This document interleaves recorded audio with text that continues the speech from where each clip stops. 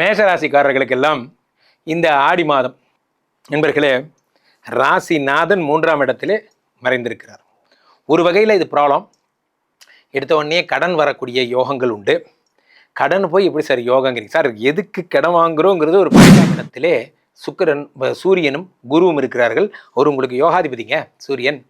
அவர் உங்களுக்கு 4ஆம் இடத்தில் இருக்கும் பொழுது என்ன ஆகும்? 5 சூரியன் 4ஆம் இடத்தில் இருக்கிறார். 4ஆம் இடத்தில் வருகின்ற சூரியன் என்ன பண்ணுறார்? உங்களுக்கு நிறைய கட்டடர்கள் புகழேணியின் உச்சத்திற்கு செல்ல போகிறீர்கள். அது என்னமோ தெரியல சார், நான் எதையாவது தொட்டால் தான் அது பயங்கரமாக பிடிக்காரர்களை பொறுத்த வரைக்குமே 10ஆம் இடத்துல வந்து இப்போது ராகு பகவான் டிரான்சிஷன் ஆக ஆரம்பிச்சிட்டார். டிசம்பர்லலாம் 10ஆம் இடத்துக்கு போயிடுவார். 10ஆம் இடத்துல வேலை பார்க்குற இடத்துலேயே ஒரு உறவு வந்து புதுசாக உங்களுக்கு வருவதற்கான வாய்ப்புகள் உண்டு.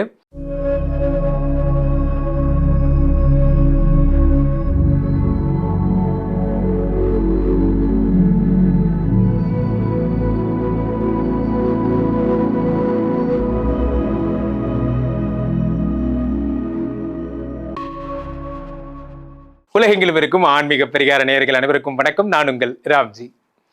ஆடி மாத பலன்கள் நம்ம பார்க்க போகிறோங்க.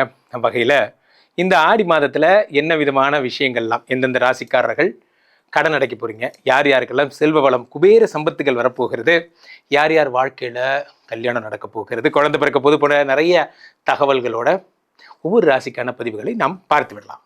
மேஷ ராசிக்காரர்களுக்கெல்லாம் இந்த ஆடி மாதம் நண்பர்களே ராசிநாதன் 3ஆம் இடத்திலே மறைந்திருக்கிறார். ஒரு வகையில் இது ப்ராப்ளம். எடுத்த உடனே கடன் வரக்கூடிய யோகங்கள் உண்டு. கடன் போய் எப்படி சார் யோகங்கிறீங்க சார்? எதுக்கு கடன் வாங்குறோங்கிறது ஒரு பாயிண்ட் இருக்குது. மேஷராசிக்காரர்கள் 8 3இல் மறைந்து விபரீத ராஜயோகம் அடையும் பொழுது பூமி லாபங்கள் வாங்குவதற்காக கடன் அடைகிறீர்கள். ஒரு இடம் பார்த்த சார், பிடிச்சி போச்சு வாங்க போகிறேன். ஒரு விஷயம் செட் ஆச்சு, ஒரு புதுசாக ப்ராப்பர்ட்டி ஒன்று வாங்குறேன், ஒரு கார் வாங்குறேன். எல்லாருமே என்ன நினச்சிக்கிறோன்னா, சொத்துனாலே நம்ம என்ன நினச்சிக்கிறோம், ஏக்கர் கணக்கில் இடம் வாங்குறது தான் சொத்துன்னு நினச்சிக்கிறோம், அல்லது வீடு வாங்குகிறோம், வண்டி வாசல். நன்றாக புரிந்து கொள்ளுங்கள், சொத்து என்பது எல்லாமே சொத்து தான். நான் உட்காந்துருக்கிற ஒரு சேர் வாங்குகிறேன், இது சொத்து. ஒரு நம்ம பிஸ்னஸ்க்கு டெவலப் பண்ணுறதுக்கு 2 ஃப்ரிட்ஜ் வாங்குகிறேன், சொத்து.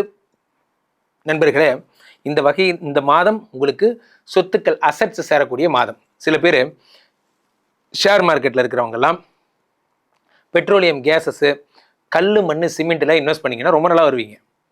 அடுத்ததாக 4ஆம் இடத்திலே சுக்கிரன் சூரியனும் குருவும் இருக்கிறார்கள். அவர் உங்களுக்கு யோகாதிபதிங்க சூரியன். அவர் உங்களுக்கு 4ஆம் இடத்தில் இருக்கும் பொழுது என்ன ஆகும் அப்படின்னா, வீடு மாடு மனை கட்டக்கூடிய நேரம். இந்த நேரம் என்பது வீடு மாடு மனை. ஸோ அப்போ 5 சூரியன் 4ஆம் இடத்தில் இருக்கிறார். 4ஆம் இடத்தில் வருகின்ற சூரியன் என்ன பண்ணுறார்? உங்களுக்கு நிறைய கட்டடங்கள் இந்த மாதம் ஃபுல்லாக உங்களுக்கு ஃப்ளாட் வாங்கணும், வீடு வாங்கணும், என்ன ஆசை இருந்தாலும் அந்த கனவுகள் நிறைய பேர் கார் வாங்குற யோகம் இருந்தாலும் நிறைவேறும். அதான் எடுத்தோடனே நல்ல பாயிண்டாக சொன்னேன். அதே மாதிரி சில பேர் ப்ரமோஷனுக்காக காத்திருப்பீங்க. தலைமை பதவி சார், நான் எத்தனை நாள் சார் இன்ஜினியராகவே இருக்கிறது, நான் ஒரு சீனியர் இன்ஜினியர் தான் சார் கேட்டேன், நான் ரொம்ப கூட ஆசைப்படல. நான் என்ன சீனியர் எக்ஸிக்யூட்டிவ் கேட்டேன்னா, அசிஸ்டன்ட் மேனேஜர் கேட்டேன்னா, சீனியர் இன்ஜினியர் கேட்குறேன் கொடுக்க மாட்டேங்கிறாங்க சார். கண்டிப்பாக இந்த மாதம் உங்களுக்கு அதுக்கான பேச்சுவார்த்தை தொடங்கிடும். வர்ற கேபி ரிவ்யூ உங்களுக்காக தான், கவலையப்படாதீங்க. அடுத்ததாக 5ஆம் இடத்திலே புதனும் சூரியனும் ஆட்சி பெறுகிறார்கள். சூரிய பகவான் ஆட்சி.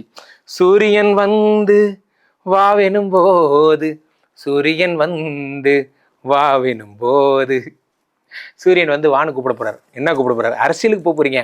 மேஷராசிக்காரர்கள் புகழேணியின் உச்சத்திற்கு செல்ல போகிறீர்கள். அது என்னமோ தெரியல சார், நான் எதையாவது தொட்டாதான் அது பயங்கரமாக பிச்சுக்கிட்டு ஓடுது. சில பேர் கஷ்டப்பட்டு வரும். 8 கால் பூச்சிக்கு 8 படி ஏற 8 நாள் ஆகும். ஏன்னா 10 ரூபா ராக்கெட்டு 10 வருஷம் பறந்துடும். அந்த மாதிரி ஒரு நேரம் வந்துச்சு அப்படின்னா என்னமோன்னு ஒரு ஸ்டண்ட் பண்ணுவீங்க. அந்த கான்செப்ட் ஹிட் ஆகி அந்த புகழை கொடுத்துரும். அந்த நேரம் அரசியல் இருக்கிறவங்க, பொது வாழ்க்கையில் இருக்கிறவங்களுக்கெல்லாம் அந்த நேரம் வந்தாச்சு. இந்த நேரத்தில் நீங்கள் 5ஆம் இடத்துக்குரியவன் சூரிய பகவான் ஆட்சி பெற்று புதனோடு இருக்கிறான். அடிதோல் உங்கள் காட்டில் மழை. அதே நேரத்தில் ஒரு சின்ன ப்ராப்ளம், 2 சுக்கிர பகவான் கண்ணியில் நீச்சமாகிறார். இது ஒரு ப்ராப்ளம். இந்த ப்ராப்ளம் நடக்கும்போது என்ன ஆகும்னா, சில நேரங்களில் நமக்கு இது மாதிரி தான் கான்செப்ட் வந்துடும். நிறைய இடம் வாங்குவீங்க, சொத்து வாங்குவீங்க, உங்களுக்கு வந்து சூரியன் ஆட்சிங்கிறதுனால புகழில் நல்லா இருப்பீங்க, எல்லாம் நல்லா இருப்பீங்க. ஆனால் ஒரு ப்ராப்ளம் என்னன்னு பார்த்தீங்கன்னா, இந்த 2 சுக்கிரன் நீச்சமாகும் பொழுது அந்த தனம் உங்கள் கையில் இருக்காது. தனம் என்பது உங்கள் கையில் இருக்காது. இப்போ பணம் வந்து எப்படியாவது ஆசைரும். நீங்கள் நல்லா சம்பாதிப்பீங்க, அதை பிடுங்கிட்டு போகிறதுக்குனே வேணாவது வருவான். ஃபார் எக்ஸாம்பிள், தெங்கனி கோட்டை பக்கத்தில் தேக்கு மரம் வளர்த்தலாம், வாங்க நம்ம இதில் போயிட்டு ஈரோடு பக்கம் ஈமுகோழி வளர்த்தலாம், நமக்குன்னே ஒரு கேரக்டர் வருவான், நம்மளை கொலை போடுறதுக்குன்னே. நமக்கு ஆகாத போகாத வேலைகள் செய்யாதீங்க. மேஷராசிக்காரர்கள் ஒன்று புரிந்து கொள்ளுங்கள், உங்களுக்கு எது எதெல்லாம் ஆகலையோ அந்த வேலையை செய்யாதீங்க. ஒரு விஷயம் நடக்கலைன்னா அந்த விஷயத்தில் ஈடுபடாதீங்க. வேண்டாம், அது நமக்கு நடக்காது, நமக்கு தெரியாது. சரி, நம்ம கையில் ஒரு 5 லட்சம் இருந்ததுன்னா 1008 பிஸ்னஸ் ஐடியா வரும். ஆனால் அதில் எது உங்களுக்கு தெரிஞ்ச ஐடியாங்கிறத பாருங்கள்.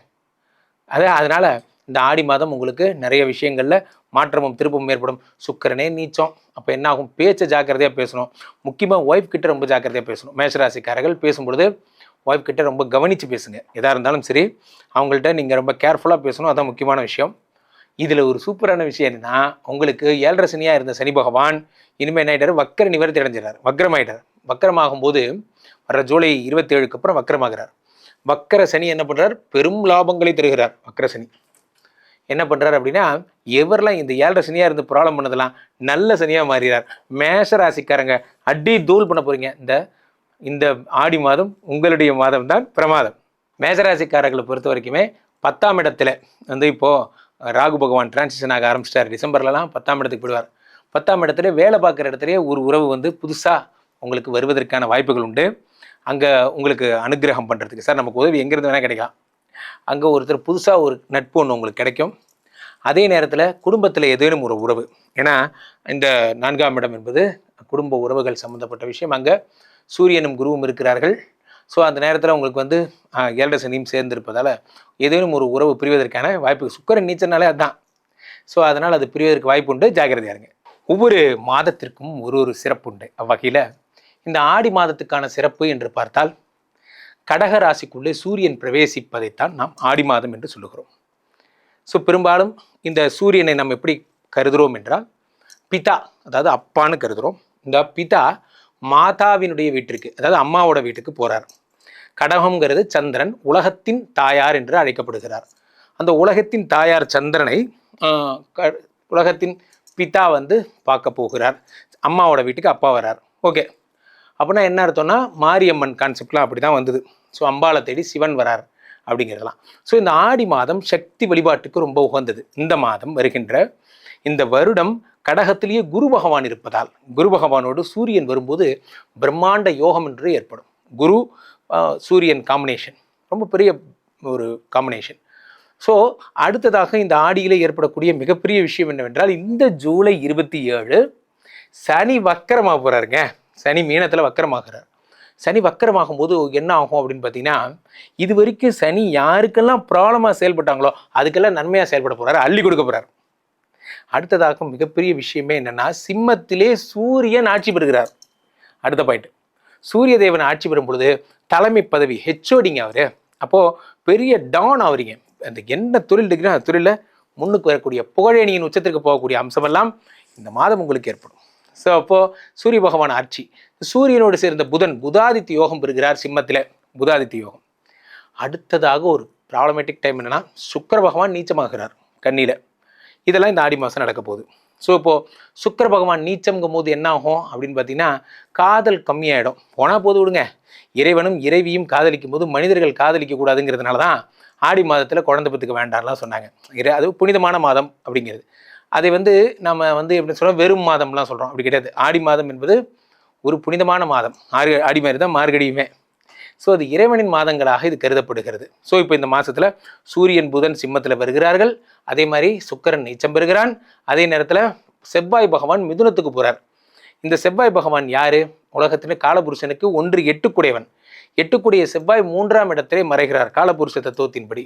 அப்போ என்ன ஆகும்னா, இந்த வருடத்தில் பெரும்பாலும் இந்த மாதத்தில் எல்லாரும் நிறைய பூமி லாபங்கள் வாங்க போகிறீங்க. யார் யாருக்கெல்லாம் லேண்ட் விஷயத்தில் பிரச்சனை இருந்ததோ அந்த பிரச்சனை எல்லாம் சரியாக போயிடும். நீங்கள் பர்ஃபெக்டாக லேண்ட் வாங்குவீங்க. நீங்கள் வாங்குகின்ற நேரம் விலை போகும் போன்ற விஷயங்கள்லாம் ஏற்படும்.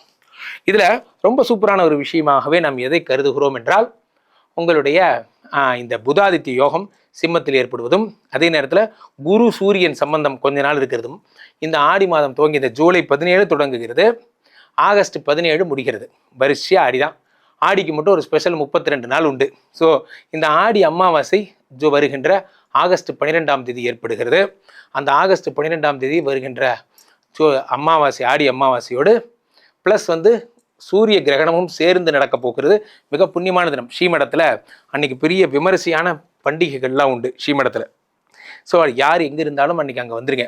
வந்து ஸ்ரீமடத்தில் கலந்து கொண்டு இந்த ஆடி அமாவாசை பூஜையில் விஷ்ணு மாயாவுக்கு மிகப்பெரிய பூஜைகள் எல்லாம் உண்டு, அதில் கலந்துக்கோங்க. அவ்வகையில் ஆடி மாதம் உங்களுக்கு பிரம்மாண்ட செல்வங்களே அள்ளித்தரப்போகிறது. கீழே போயிட்டுருக்கு இந்த நம்பருக்கு ஒரு ஃபோன் பண்ணுங்கள். உங்களுடைய சொந்த ஜாதகத்தை பார்த்து கொள்ளுங்கள்.